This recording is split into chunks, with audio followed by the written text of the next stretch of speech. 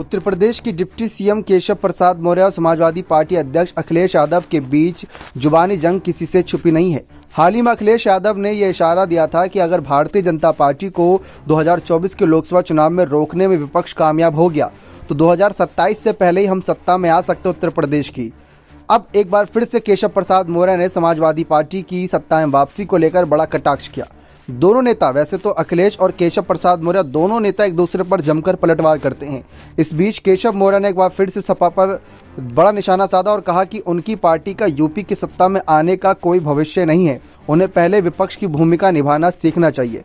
Deputy CM Keshav Prasad Maurya बुधवार को शाहजहांपुर जनपद पहुंचे थे, जहां उन्होंने उखरी गांव में ग्राम विकास विभाग की चौपाल और स्वयं सहायता समूह द्वारा निर्मित उत्पादों के स्टॉलों का निरीक्षण किया। इसके बाद उन्होंने यहां एक जनसभा भी की और जमकर विरोधी दलों पर निशाना साधा। केशव प्रसाद मौर्य से इस दौरान जब पत्रकारों ने सपा पर सवाल किए तो उन्होंने कहा कि सपा अध्यक्ष अखिलेश यादव को लेकर सवाल पर कहा कि मुझे कई ज्योतिषों ने ये बात कही है कि केशव प्रसाद मौर्य ने कहा कि अखिलेश यादव या उनकी पार्टी या उनके परिवार का उत्तर प्रदेश में सत्ता में आने का कोई भविष्य नहीं है।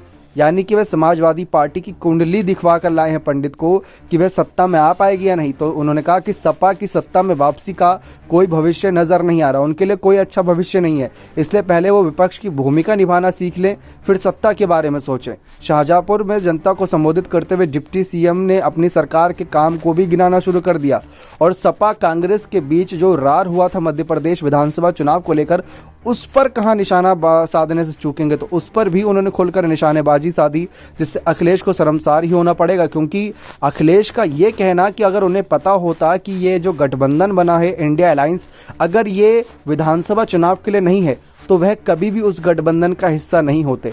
इस पर बीजेपी ये कह रही है कि इन पार्टियों को सिर्फ और सिर्फ अपनी पार्टी के विस्तार की सूझी है, ना कि जनता के कहीं ना कहीं उज्जवल भविष्य की। तो ये कांग्रेस और सपा के लिए बड़ी मुसीबत बनता जा रहा है।